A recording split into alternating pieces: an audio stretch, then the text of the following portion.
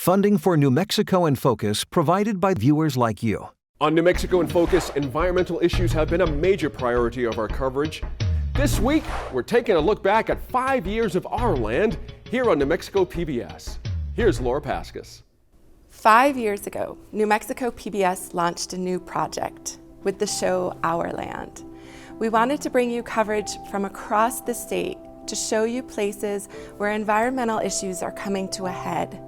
We've gone from remote canyons to the wall along the border with Mexico, visited the Gila River, and explored the Bosque right here in Albuquerque. We also wanted to help all New Mexicans understand climate science, policy, forest ecology, urban wildlife, traditional knowledge, and more. Over the past 5 years, each episode of Our Land, whether it was a field piece or a studio interview, has been guided by a love of place. Like each of you, we love New Mexico too. Its landscapes and rivers and wildlife, its communities and cultures. We have respect for the past, and despite the challenges we cover every week, there is indeed hope for the future. To start this look back on 5 years of the show, we're going to talk about something that affects all New Mexicans: how climate change is making our desert state more arid. We start with the Rio Grande. This month on Our Land, we talk about the Rio Grande, what's happening this year, but into the future as scientists learn more and more about what will happen to the river and its reservoirs and the rest of us who rely upon this water as temperatures keep rising and we keep having difficult conditions.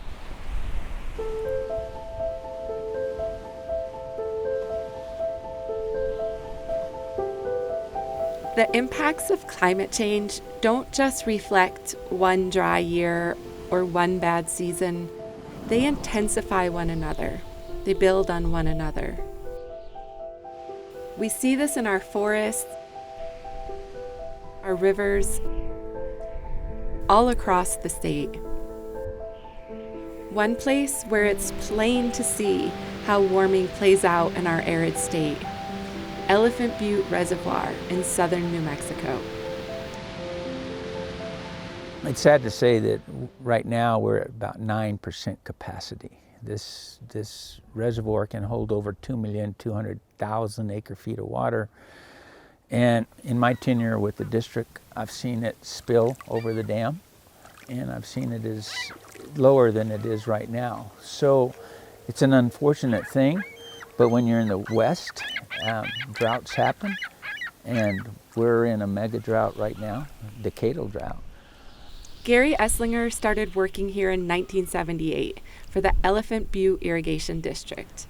Today, he's treasurer and manager responsible for bringing water to more than 90,000 acres of pecans, alfalfa, chili, onions, and even cotton through Hatch and down to the Mesilla Valley. Last fall, the district told farmers not to expect much water from this reservoir on the Rio Grande. They're anticipating that this could be the worst season in memory. Most of the farmers in this valley are pretty familiar with where we're located right now, and they come up here and they can see the same thing. So it's not any news to them that we are short of surface water. We've been short for, going on 20 some odd years. To survive, farmers have to adapt. They pump groundwater or they fallow fields to use what water is available for higher value crops. I'd hate to see it go away. I hate to see agriculture just diminish, especially here, because it's a great part of this valley.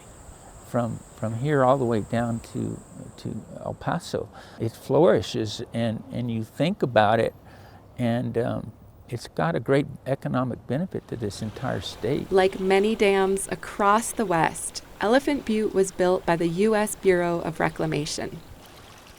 Dagmar Llewellyn is a hydrologist with the agency. But now we do it in a more... What Reclamation did from the beginning and is charged with is taking what can be an inhospitable landscape for human activities and finding ways to make it so that we can thrive here, right? That's what we did in the past by building dams. That was the action that we thought was needed at that time. The agency has evolved, though. And I believe that the programs that I work on under the Secure Water Act are what enable us to do the same thing now, which is to try to find ways to take what's becoming a more and more challenging and inhospitable landscape for a lot of human activities and find ways to make them possible and to allow us to continue to thrive here. Our lives have certainly changed since the early 20th century when Elephant Butte Dam was built. And as we've pumped more greenhouse gases into the atmosphere, we've warmed the climate. There is no new normal. We talk about what is the flow of this river relative to the average, to the normal. But the challenge of climate change is that we're losing the whole concept of normal. For centuries, farmers relied upon the Rio Grande as a snowmelt-driven system. The water you see here predominantly originates in the mountains of Colorado and northern New Mexico, and it builds up over the course of the winter as it snows into a snowpack, and that's the primary place where we actually store our water. Some moisture would seep into the forests. Some would melt through the spring when farmers need it to sustain crops until the summer monsoons. But as arid places like New Mexico warm, they also dry. So think about how your hairdryer works, right? You heat things up so that you get the moisture to go into the air. It comes out of our soils, it comes out of our tree roots, it comes out of, and everything that uses water, our riparian systems, our crops, everything all the way down needs more water just because it's warmer, just because of the way your hairdryer works. Esslinger is an optimist. In his time here, he has seen droughts and floods, and he has faith.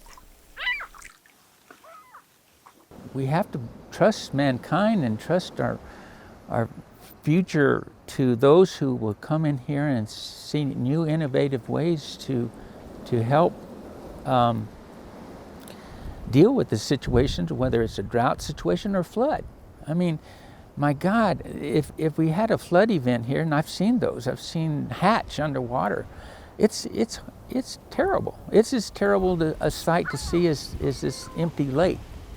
Elephant Butte's low levels don't just cause problems for farmers here. Under the Rio Grande Compact, until those levels come up and New Mexico can send the water it owes to downstream users, we can't store water in some upstream reservoirs either. And these problems won't disappear anytime soon. And we have a river that's highly variable in its flows, both within the year and between years, and it's just going to get more variable. So everything, they call it intensification of the water cycle. Everything is just happening more so. The climate of the past that we all came to rely upon no longer offers a map for the future. And the better we understand that, accept that, the better we can know how to face that future. For Our Land and New Mexico in Focus, I'm Laura Paskus. Over the past 5 years, we've covered groundwater wells dropping in the East Mountains, the Rio Grande drying, and what a record low snowpack can mean, not just during one season, but cumulatively over time. In this 2018 interview, climate scientist Jonathan Overpeck explains how warming affects the amount of water we have in the Southwest. Jonathan Overpeck has been studying climate change in the Southwest for decades, and he says scientists are observing a shift in how droughts develop. The most iconic drought in New Mexico recorded history was the 1950s drought, and that was a drought that was marked by reduced precipitation, and it was all about reduced precipitation. What we're seeing now in the drought that's going on is that it's more due to temperature increase and less due to precipitation deficit. And as we go into the future, that'll even get more and more so the droughts will be really defined by hotness, by temperature, warm temperatures, and that just sucks the moisture out of the soil, sucks the moisture out of our rivers, and leaves the droughts ever more devastating. When Overpeck talks about climate change in the southwestern United States, he's really talking about changes in water, the amount of water that's available in streams and rivers as the region keeps warming. On both the Colorado River and the Rio Grande, the Southwest's two most important rivers, warming means less water. Well, the Colorado River is really important to 7 states, including New Mexico. And there's a diversion of Colorado River water that flows down the San Juan to the Rio Chama and into the Rio Grande. And therefore, every glass of water you drink has a little bit of Colorado River water in it. But really, New Mexicans should also be worried about the Rio Grande. Its problems are pretty much the same as the Colorado River. There's no doubt the planet is warming. Worldwide temperature records over long periods of time tell us that. So do tree ring and other records. And models scientists developed over decades show what's happening and where we're headed. Well, our models are well tested now, and a lot of people think that these models aren't so good at simulating the future, but they are really good at simulating some things like temperature. And the reason we know that is because they all agree. They agree with what's happening in Mother Nature, so what's observed, and they agree with simple physics. So we have a lot of confidence that the future will be more warming as long as we keep putting greenhouse gases like carbon dioxide from burning fossil fuels into the atmosphere. On the other hand, when it comes to precipitation, there's more uncertainty. The models are a little more mixed. There hasn't been any observed change in precipitation in the upper basin of the Colorado. So the best bet is to go with no change in precipitation going into the future. The biggest uncertainty is what humans will do. How much carbon dioxide and methane, greenhouse gases, will continue pumping into the atmosphere. The more we emit, the more temperatures will rise. Well, the news does sound bad. We're going to lose our water supplies as we warm the planet. Not all of them, but we'll have less and less water the more we allow this planet to warm. And that sounds like pretty bad news. The good news really is that we understand what's going on. We understand why it's going on very well. We know that humans are causing the warming. We know it's the burning of fossil fuels and the emissions of carbon dioxide that are the real culprit. So that's really important because it gives us a chance to stop it if we wish. And that's what the kind of debate we need to have in society. Do we really want to risk losing half the flows in our rivers or more? And if we don't, the good news is that we know how to slow down the losses just by slowing down our emissions of carbon dioxide. There are also things we can do here in New Mexico. In other states like Arizona, California, and Nevada, water managers are storing water underground instead of in reservoirs where evaporation is a problem. That way, when we do have good years, like last year, we can bank that water underground and save it for when we need it. At the Pueblo of Santa Ana, elders, young people, scientists are all learning from the past and looking toward the future. In this show, from our very first season back in 2017, we learn about habitat restoration and wildlife. The Pueblo of Santa Ana sits next to the Rio Grande, north of Albuquerque and Rio Rancho. For nearly 900 tribal members, the land is not only home, but an important place that connects them to their ancestors. The river has always been important to us culturally for the Pueblos and for Santa Ana. We have traditional dances, grandparents, parents tell you, and they tie in with the ecological system as a whole for the reason why we're doing it. Governor Montoya says protecting medicinal plants and culturally significant areas and wildlife is important for the tribe, and that others in New Mexico can see the work they're doing when they visit the Pueblo for events or recreation. I think a lot of people, no matter the ethnicity, people like to see the bosque in its state that it was. The tribe has been working to restore the bosque and the Rio Grande for decades, but far from the riverbanks, there's even more work being done. The tribe's Natural Resources Department is restoring turkey populations, trying to help endangered fish and birds, and tracking mountain lions and bears. They've also worked on restoring healthy fire to the landscape and install water features for wildlife. And in 2005, the Tribal Council created a wildlife conservation code. This vision was created by tribal leaders for the benefit of everyone living at Santa Ana.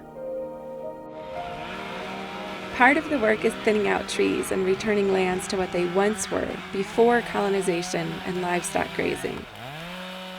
It's pretty intense, this work, and you have to be out here in the winter and the hot summer, cold.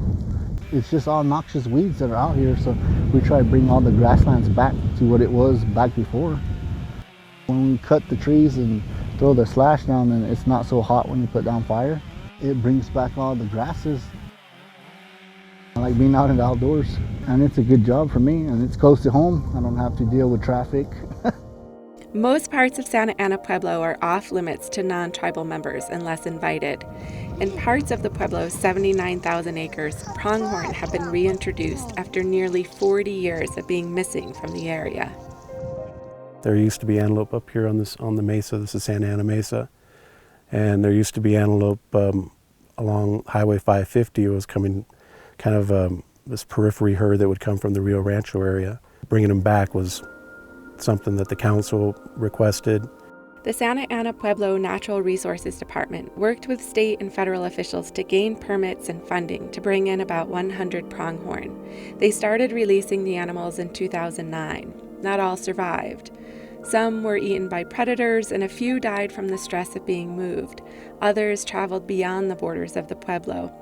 There are currently about 70 pronghorn on the Pueblo, and the department is also following mountain lions and other predators that are outfitted with GPS collars. We'll be able to look at what kind of impact are they having, how many animals are they killing on the Pueblo and what species. We're also looking for travel corridors. Are these large carnivores moving on and off the Pueblo, and if so, where are they moving, so that we can try to protect those areas and provide connectivity for wildlife in this area.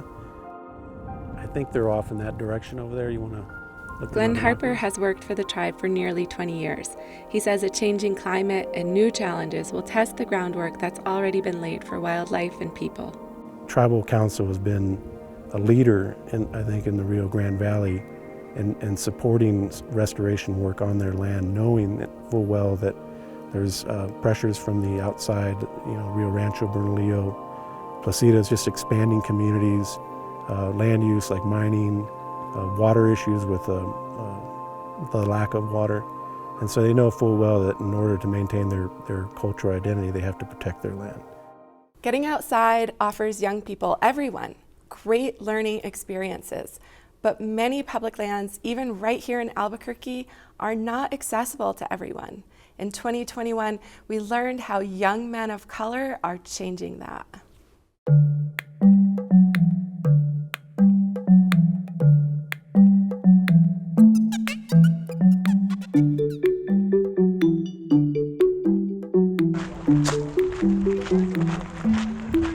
During the pandemic, people flocked to public lands, places like parks and hiking trails.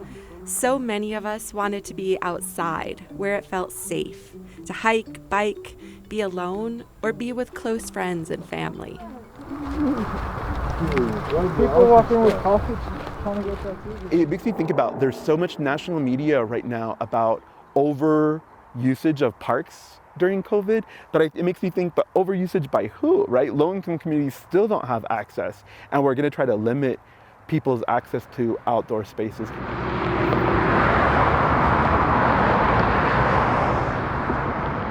For people without cars, there is no way to reach national parks, state parks, or most of the state's hiking trails.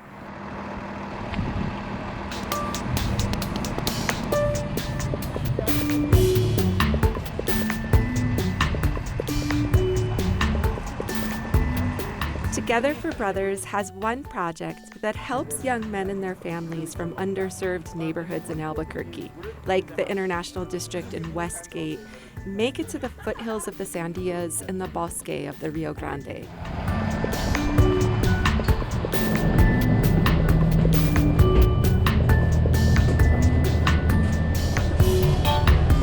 Ooh.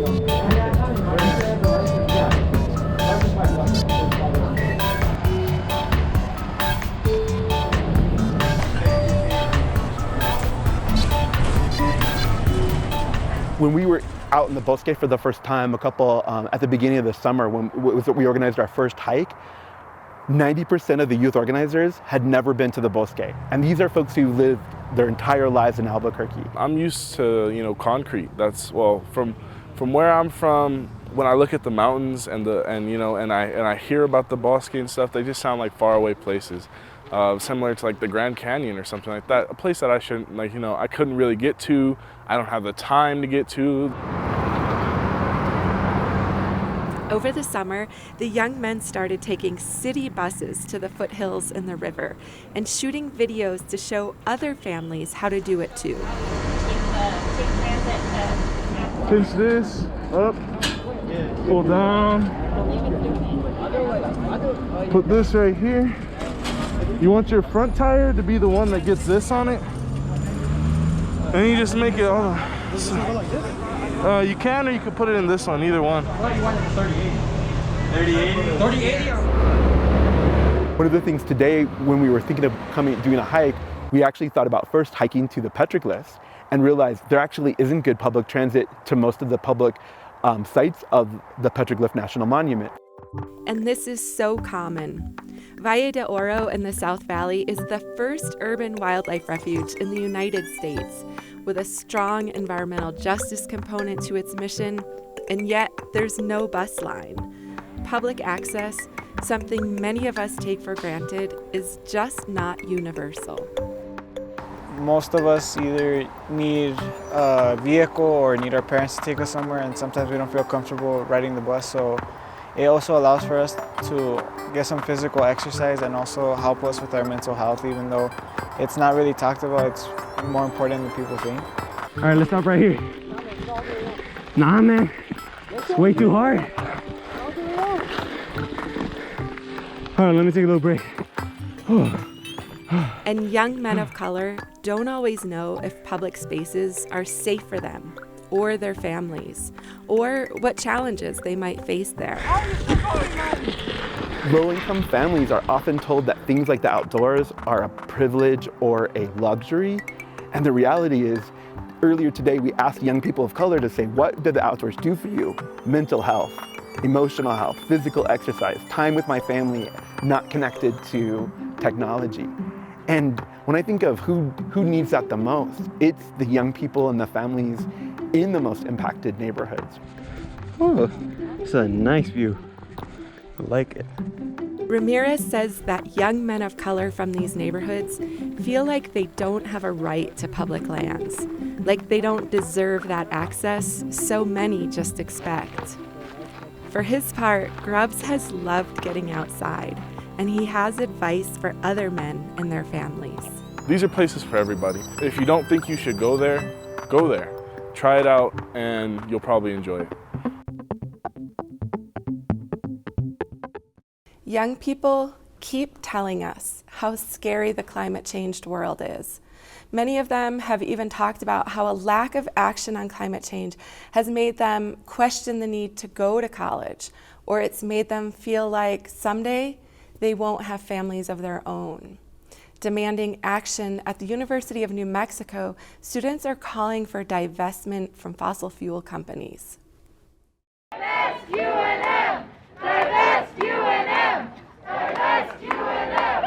Divest UNM! The reason why it's important for the UNM Foundation to divest from fossil fuels is because we understand that fossil fuels and the climate crisis are progressively ruining our lives, our planet, our beautiful world. When UNM is actively investing in these companies, they are kind of, in a way, killing us. And it's important for us to divest because if we want to have a future, then we can't be investing in fossil fuels. As an institution, the university is helping us get degrees, helping us get jobs, experience, mentorship, and it seems kind of hypocritical for them to be pushing us to graduate and to find all these wonderful opportunities out in the world while they're actively destroying it for us. Most of universities here in the United States invest in fossil fuels. Harvard actually accomplish to divest from fossil fuels. So we took that as an inspiration, and we're saying if they could do it, we can do it too. So that's our goal. Climate change is very important to me. I think as an Indigenous person, I've witnessed like how the land and my people and my culture and my language are kind of tied together with it. And so when my tribal people and my community experience the adverse effects of climate change, it is more direct, it's more intimate, it's more personal at this point. Like, it impacts the culture and the language and just like those ties together. I know we can't convince everyone to care about the world, or at least like advocate like us, but I just wanted them to understand what we're fighting for, and if they had a good life, like they had opportunity to study and work and like experience different things, they should at least care that our future generations deserve the same. President Stokes came up afterwards, like while we were talking. She said, "Is there anything I can help you with?" And so we were kind of asking her about divestment and climate action in general, and she said that divestment wasn't on their priority list, which I'm not surprised about, but that they were working on some kind of action plan. Sustainability broadly, she said it might not just be environmental stuff, so I have no idea what that means, but she said they're hoping to have that ready by February. We have continuously asked UNM. We've had rallies and protests. We delivered a letter, attended meetings and written resolutions. And so being constantly ignored and pushed to the bottom of agendas, I think that's why we're here today, and that's why we filed the complaint in general, is because we can no longer like wait and sit around and just continue to be ignored. And so I think that's the message of today, is that we're going to keep coming and we're going to keep protesting and rallying. Across the United States, the Land Back movement is growing with more and more allies all the time. That movement advocates for the transfer of decision-making power over land to Indigenous communities. Here in New Mexico, as Julia Bernal with the Pueblo Action Alliance explains, there's also a Water Back movement. So lots of people have heard about Land Back. I'm interested in learning more about Water Back and what that means here in New Mexico. Yeah, I mean, Land Back is a global movement, and it's not about obtaining like property back. It's not about being like, this was our land and we're gonna, we need to have like the property owner rights of it. It's more about the resurgence of Indigenous stewardship and management, because we believe that, what we do and our perspective is beneficial for everyone. And the same thing with water. So when we were thinking about what Water Back meant to us, we thought about how tied land is to water and how important water is in Pueblo culture.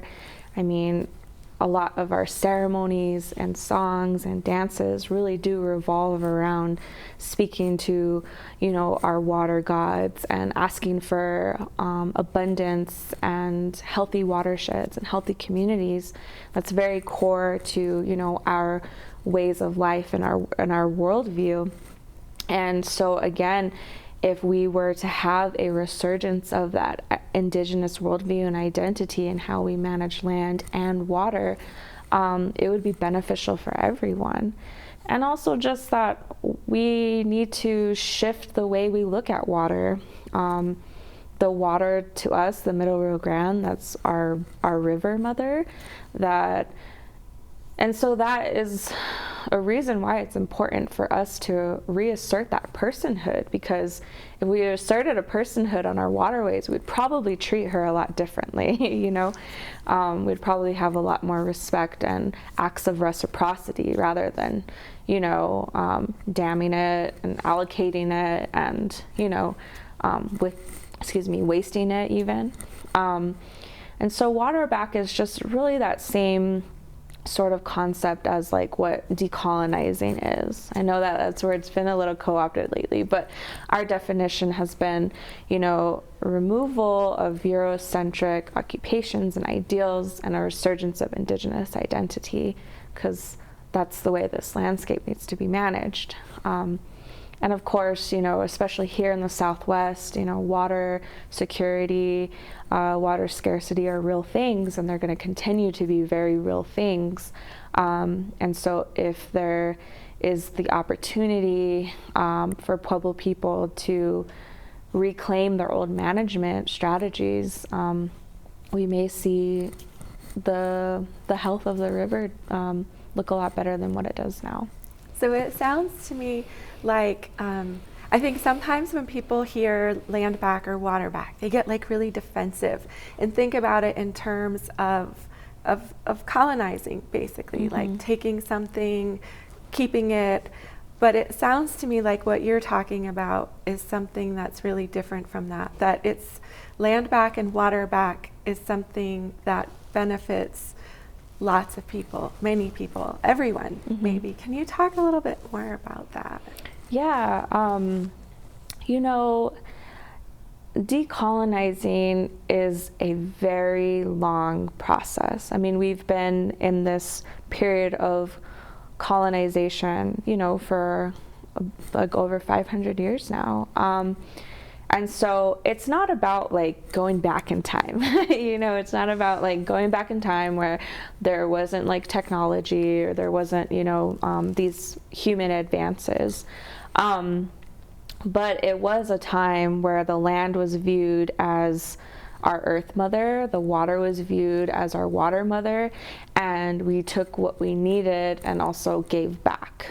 And so we're also navigating a foreign language, you know, English. And so in order for us to convey these decolonial thoughts in English is always something too that we have to navigate. Land back and water back have been two movements that seem to align with a lot of Indigenous values, but also upset non-Indigenous people too. So there's this need for a conversation around or even just creating spaces to really think deeply about what it means to decolonize. And we're still even, you know, in those conversations right now. Like, we don't have the answers now. There's a lot that needs to be undone, and there's a lot that needs to be learned.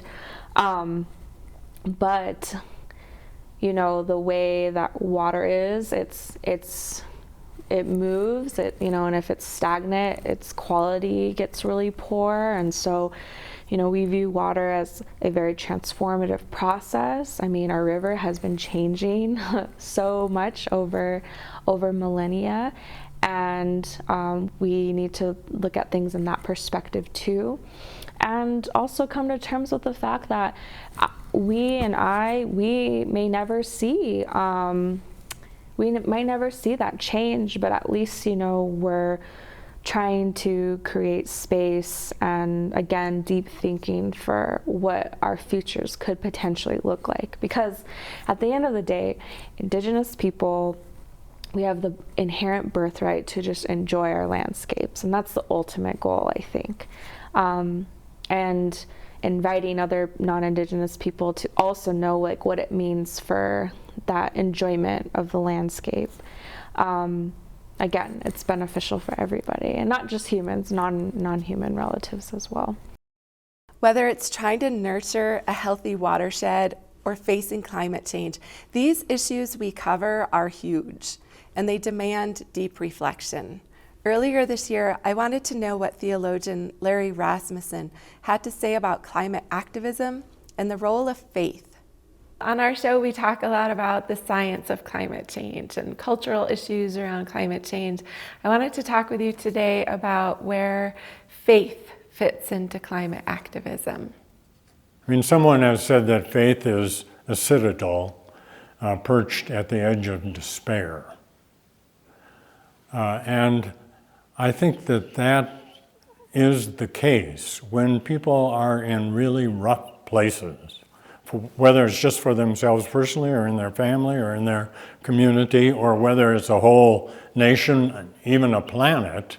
First of all, I think faith is a kind of way of saying yes to life in spite of everything. I mean, we talk about it that way. Faith is a kind of trust in things that we've not yet seen, that they are yet possible. Mm-hmm. And your 2013 book, which I realize you're in 2022 now, but you wrote in this book that as the world has changed, we must learn to sing a new song in a strange land. Yeah. What is this strange land, and how do we sing a new song? Yeah, good. With difficulty. The strange land is that we've changed the planet. And what is not in that book, except to be mentioned at the very outset, is that we've actually moved into a different geological epoch. I think it's massive that we've gone from the Holocene, which relied on a balanced climate, into the Anthropocene epoch. But we'll have to figure out a way to manage and adapt civilization, if it survives, under conditions of climate volatility rather than stability, and climate unfriendliness rather than friendliness. So learning to sing a new song in a strange land then requires certainly creativity, adaptability, resilience, and probably sheer grit. And it's going to be in the face of suffering on a scale that we have not seen as a result of natural disasters. You shared with me a letter that you wrote to your grandchildren about this coming transition, and you wrote, "If the tumultuous world hasn't stopped being beautiful, neither has love stopped being love." Yeah. In this world of huge uncertainty and transitions, what does love, what does beauty matter? Yeah. A lot. I don't think we find our way except through the kind of relationships that are nurtured by love. Amidst this changing and changed planet, find our way without a sense of wonder, without a sense of being on a journey which is much greater than our little slice of time. Speaking of faith, let's talk about temptation and resisting the temptation to give up or tune out. Here's a short excerpt of a conversation with Professor Sarah Ray, who wrote A Field Guide to Climate Anxiety: How to Keep Your Cool on a Warming Planet. You write about existential grief and how the root of it is the fear of loss or the terror of loneliness.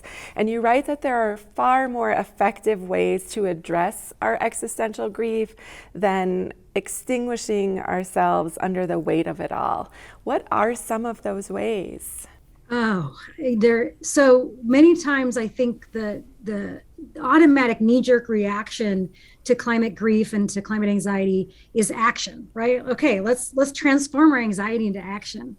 And I think that that's really great. And I don't reject that. I think that's an important thing. We really need a lot of action. But unfortunately, if people do not have the existential capacity for action because they're burned out, they're despairing, they're apathetic, they think that what they're going to do doesn't matter, which is the main thing. The problem is too big and they're too small, that kind of thing. If they believe that, they're not even likely. It turns out psychologists show this really interesting experiment psychologists have done that I researched for the book, that people are less likely to even try to solve the problem if they don't think that it can ever be solved, that they can make no difference to it. And so that is where the kind of core of the problem lies in my mind, not so much in what actions do we need to do. If they can't even get to action, then no matter how we lay out the list of great things to do, they're not going to do it. They can't even come to class. They're so depressed. So there was a sense to me that there was something beneath even those actions that had to happen. And then when I started to do a lot of the research on it, really a lot of that is existential. That's existential work that wisdom traditions, spiritual traditions, different types of community action or social movements have long had some knowledge about and been able to do, but that the climate movement so far hadn't really done a lot of that reckoning. And I tried to turn some of the attention in the book to some of that interior work of reminding of ourselves of our connection to each other, our connection to the more than human world. And it's the denial of those connections that's at the root of many of our problems. And so the repair has to happen at that kind of existential level, as much as all of these other external actions also. But they're interconnected. You can't really, embolden a movement to take on the challenges as we need to without that kind of interior resilience and energy. Yeah, along those lines, you write about how seeing ourselves as part of a collective and acting collectively versus trying to do things individually is so important. And it made me think of like Joanna Macy, and she talks about group action and group work. What are the benefits of this collective action, this group work, this relationship building? Yeah, that's a really great question. There's many facets to that. So some people say that at the root cause of our social crises are the same as the root cause of the climate change crisis, which is disconnection, lack of community. And many people, if you look at Robert Putnam's Bowling Alone, and you look at the sort of crisis of civil society, the crisis of community that's been sort of almost engineered by the ways that we've designed, not just architecture and cities and our automobiles and highways, but also we've sort of create a culture of individualism in American society, that you're on your own and go off and set yourself free from all of the fetters of your family and others. And there's a real fetish of that in American culture. And there's a lot of benefits to that. And I'm not denying entirely that there's some value to that. But it has had the unfortunate effect of making us think that we are alone in our action for the planet. So that's one way that it disempowers us. It helps us makes us not able to see the ways that our actions are in concert already with a huge community of people, what Paul Hawken calls the blessed unrest or some groundswell. Rebecca Solnit beautifully writes about this. And also it makes us not able to take a break when we need to build our resources. Many people, young people in particular, feel like they need to sort of burn the midnight oil and not sleep in order to do the amount of work that's necessary, because the problem is so urgent, right? This urgency of the problem, this next 10 years matters so much, we often hear, makes people feel like, okay, I'll just work my tail off until the problem is solved, and then I'll be able to maybe relax. There's no time for rest. And individualism shows up also in activism too, in a way that undermines our ability to keep engaged in these issues for the long term of our lives. The problem is not going to be resolved in 10 years. It's going to be going on for the rest of our lives. And so seeing ourselves in the collective is partly a sort of critical thinking tool to keep us energized, right? Like, let's focus on the fact that we are amplified in all these ways. I do a network mapping exercise with my students sometimes, where I help them see all the things that support them and that they support, and ask them how can they enhance those supports. And also there's some really interesting neuroscience about this, that there's sort of the mirror neurons that happens, the things that happens hormonally and chemically when we're actually in space with other people and when we're doing things with other people.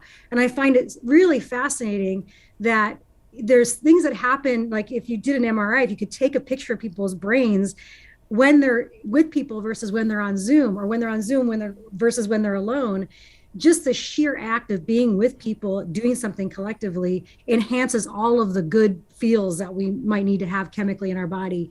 So there's some really cool stuff that happens there. Just the neuroscience of it is really important. Connecting in community is so important. So is learning from the past and ensuring there's not just something left, but bounty for future generations. Project Feed the Hood isn't just about one garden, one school, or even one community. It connects farmers today to past generations. Lorenzo Candelaria is a farmer in the South Valley and a mentor for the project. I tell all of the people that come join me to do this labor that we plant many plants here on this farm, but we harvest only one thing. And that one thing is consciousness. The ability to understand our connection to this mother that we call Earth. I mean, I wouldn't be doing this if I didn't have kids working here. But farming doesn't just happen on a 300-year-old farm along an acequia. It can thrive in empty lots like at Van Buren Middle School off Louisiana Boulevard. Travis McKenzie is one of the co-founders of Feed the Hood and a teacher at Van Buren. Schools have the potential to grow so much food for our students and for our families and ultimately for our communities. We just have to start thinking about our landscapes like edible landscapes. How can we create a landscape into something edible? About 10 years ago, Mackenzie and Rodrigo Rodriguez started the program. Its roots were an effort to convert lawns into gardens and also to reach young people. Mackenzie says his philosophy is centered on togetherness. People sow and harvest together, and they eat together. And as interns, students do real work and get paid for their time. It changed a lot because usually at the beginning of summer I was just laying inside watching YouTube and on my phone. So I wasn't really doing nothing, and then my friend he told me about this job, so it was a really good change. Cleaning up the aisles and like harvesting the stuff is not that hard, but like digging holes or like the compost is kind of hard. Teaching the kids about compost, and really it's carbon, nitrogen, oxygen, and water, and those four elements create earth. And we try to stack it like enchilada style. Last year we got 5 wheelbarrows full of compost to put back in our garden. Not far from the airport, Project Feed the Hood has created a garden from an empty lot. Stephanie Olivas is wrapping up her time as a Food Corps service member with SWAP. Pull that one right there. This is the Ilsa and Ray Garduno Community Garden. It's our 9th growing season. Previously, it was an emergency landing strip. All this land you see is City Aviation Department land. And so we worked with them and many of our local representatives to use this particular plot for growing food. When Project Feed the Hood first started working this land, they had to haul out trash, needles, concrete. It's not a neighborhood known over the decades for its gardens or public spaces, despite the city golf course across the street. It's dense with apartments, most of which are low-income housing. Food access is definitely an issue here. The technical term is a food desert. We don't like to use that term because deserts are thriving ecosystems and thriving communities. What has been created, this lack of food access, we see as an intentional, systematic problem that has been created. And so the need for fresh, nutritious foods is here, especially organic, affordable. You know, the community garden, it's free. With that lack of access to fresh foods, we see an increase in other dietary-related diseases. Feed the Hood volunteers and interns transformed the space from compacted dirt to raised beds and planted rows. They added a shade structure, and they plan to eventually add an agroecology center, growing local leaders like Lucero Velasquez as they grow food. We came out here to Project Feed the Hood and we started weeding, and I really didn't know what gardening was about. I didn't know a lot of plants and how to distinguish the leaves from the weeds. But she's learned and now sees her work as part of a broader effort to improve her community. So you guys can see in here too, there's a bunch of ladybugs. I first have a connection with the plant and getting my fingers in the dirt. I feel connected and I say, plant, you are me, I am you. I'm just helping you grow taller, helping you be fruitful. And in turn, it's just a reflection for the way that I want to grow. And if my community is there picking out the weeds and clearing a path for me so that I can flourish, I'm gonna want to do that here in the garden too and help in the little ways that I can. She says gardening is also healing for people who are dealing with violence in their community. The Feed the Hood internship is now named after Donaldo Yanez Reyes. He was a Feed the Hood intern who was killed in Albuquerque in 2017. Just because you're a part of a farming internship doesn't mean it's going to remove the violence from your community, but we can start working together to do it. yeah, we're planting seeds, yeah, we're planting the garden, but ultimately we're planting ourselves. We're planting and we're growing along with these crops. So every season we'll learn something. Every season, every year, you might want to do something, maybe you won't get to it, maybe you will, maybe it'll do good, but that's a part of it. It teaches you, man, you can put in a lot of hard work and sometimes bad stuff happens. Sometimes you get a hailstorm, sometimes somebody vandalizes you, but it's really like a teachable moment that we can just keep planting. You know, yeah, we roll with it, you know, okay, yeah, it's a bummer, it's sad, let's grieve, but then let's go. Let's keep planting, let's do the next thing, let's keep going. That resilience, that, you know, resistance that are part of our people's culture forever, you know, that we're here to resist, we're here to reclaim our food systems, to reclaim our spaces, our community spaces, and really help the next generation think about that and kind of move us into the future. Looking back on 5 years of the show, we also remember to have a little fun.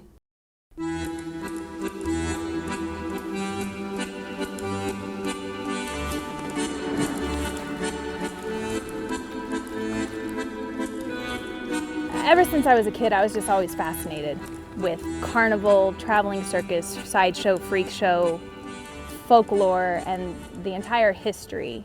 And during the Great Depression, it was the only way a lot of people could make money and be in Showtime unless you were wealthy on the radio or something like that. And it gave a lot of people a lot of opportunity just to be fed and employed, and people who would be outcasted a chance to shine. And it just the whole aesthetic of it, I just thought was so cool. And I've always thought that. And even through getting my biology degree and traveling and trying to do environmental activism, I've always just gravitated towards it.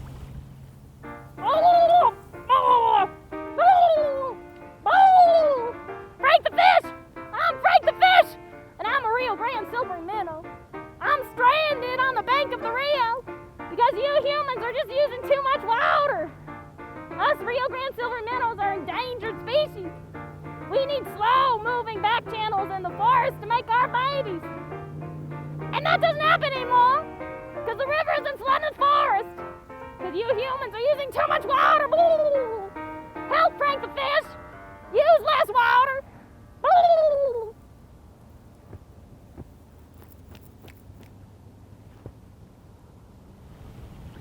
The Conservation Carnival is a science circus.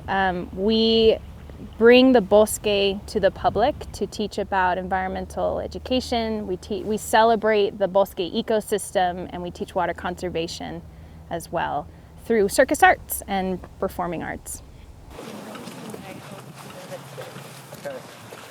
We've been taking people out into the woods and having them interact with characters from the ecosystem. So we have Abuela Cottonwood Tree, Porcupine, and I don't want to say all the names because it's supposed to be a surprise when you're out there. Oh, horsetail grass. You have been around since the dinosaurs, my friend. You're almost as old as Abuela here. Oh, good. What a beautiful day in the bosque. What a beautiful day in the bosque.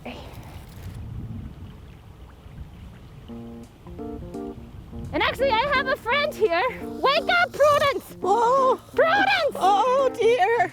Oh, dear. Hello, Abuelita. Hello! You are this? Hello, you there? I was sleeping. You know, I prefer to nap during most of the day. Yes, you see, Prudence here is a porcupine, my friend. She is a crepuscular being. She sleeps a lot during the day. She does, and she lives on us cottonwood trees. And you eat us too, don't you, Prudence? That's You true. bad Prudence. It's true. I don't know if you've ever tried it, but this is delicious. This is called cambium, and it grows right under the bark of the tree. And we porcupines just chew and chew on the cambium. It's delicious. We have very sharp teeth, you see. This is my Uncle Peter, and he's no longer with us. May you rest in pieces, Peter. But you can see his long teeth for cutting through that bark and getting to the cambium. That's where we get our nutrients, you see. And yes, we also feel very safe up in the cottonwood trees. Yes, let's talk about that instead of the eating us part. Oh, yes. We keep you safe, don't we? Yes. Oh. We are very good climbers, you know. We like to climb high up in the trees so we are safe from the predators.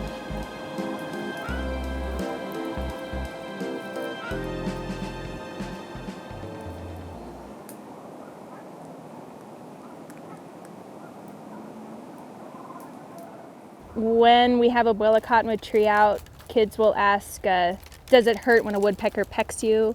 So they actually like really dive in that she is a creature here. That's always really cool because they're not questioning that someone's in costume or anything. They're actually interacting and looking at trees differently again and realizing they're a part of a system, right?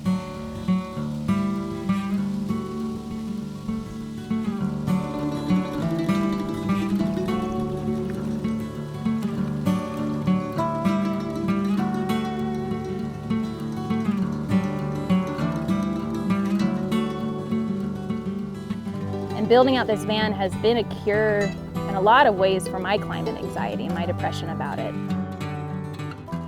And creating and finding a community that reacts and wants to be a part of it and perform or just come has been really soothing because, yeah, it is daunting. It's heavy. So if you can be silly with it in any sort of way, why not?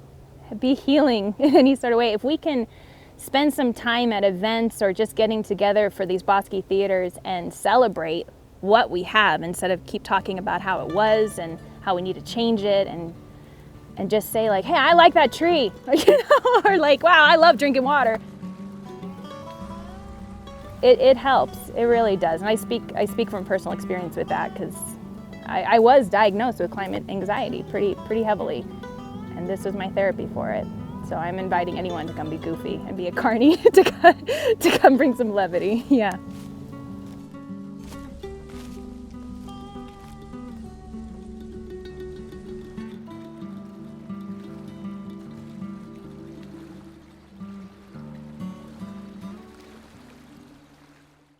Laura has been the driving force behind our environmental coverage since the inception of Our Land. To see all of the segments from the past 5 years, visit the PBS Video app on your smart device and search Our Land.